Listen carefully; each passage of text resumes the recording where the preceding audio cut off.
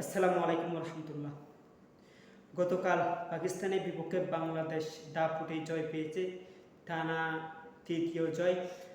শ্রীলঙ্কার সাথে শেষ দুই ম্যাচ এবং পাকিস্তানের সাথে প্রথম ম্যাচ জয়, হ্যাট্রিক করেছে বাংলাদেশ। এবং ম্যাচ শেষে প্রশ্নই উঠেছে উইকেট নিয়ে, উইকেটটা আন্তর্জাতিক মানের নয়।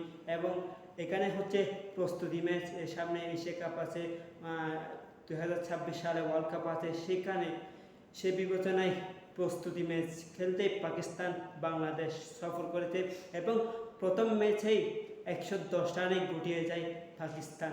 সেখানে কিন্তু উইকেটের সমালোচনা হচ্ছে, উইকেট নিয়ে নানা রকম প্রশ্ন উঠতেছে।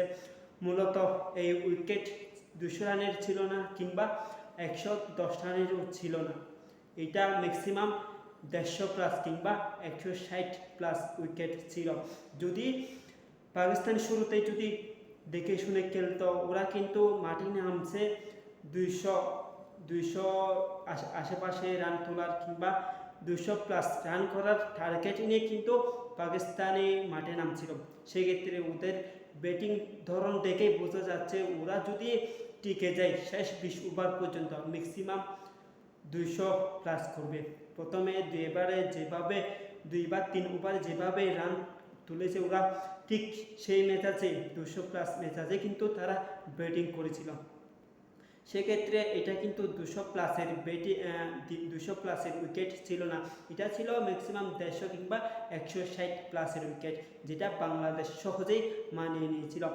শুরুতেই ওরা কিন্তু দাপুটে দেখিয়েছিল এবং বাংলাদেশের বোলাররা 2 ওভারের পরে কিন্তু কামব্যাক করেছে, তাদের উপর চাপ সৃষ্টি করেছে, একের পর এক উইকেট নিয়েছে, 3টা রান আউট করেছিল।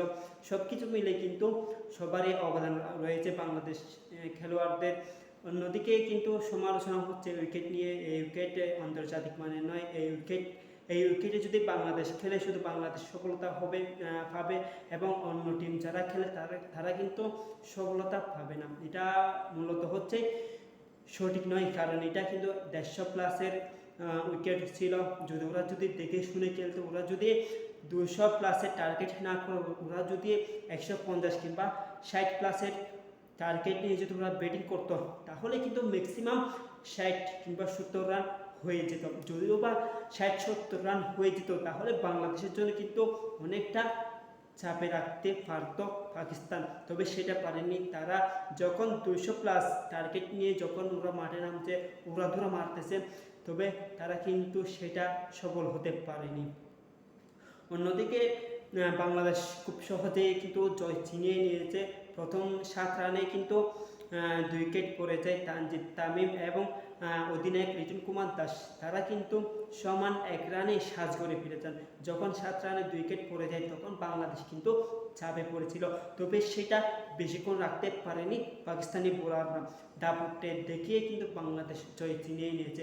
এবং ম্যাচ শেষ হওয়ার পর পারভেজ ইমন বলতেছেন, এটা কিন্তু বাংলাদেশ যদি 20 ওভার সম্পূর্ণ খেলতো, তাহলে কিন্তু 150 কিংবা 160 প্লাস রান হতো, কিন্তু ওরা কিন্তু ক্রিজে সেট হতে পারেনি, উইকেটটা বুঝে উঠতে পারেনি, যার কারণে ওরা সহজেই আউট হয়ে যান। 110 রানে, অল্প রানে তারা হার মানতে হয়।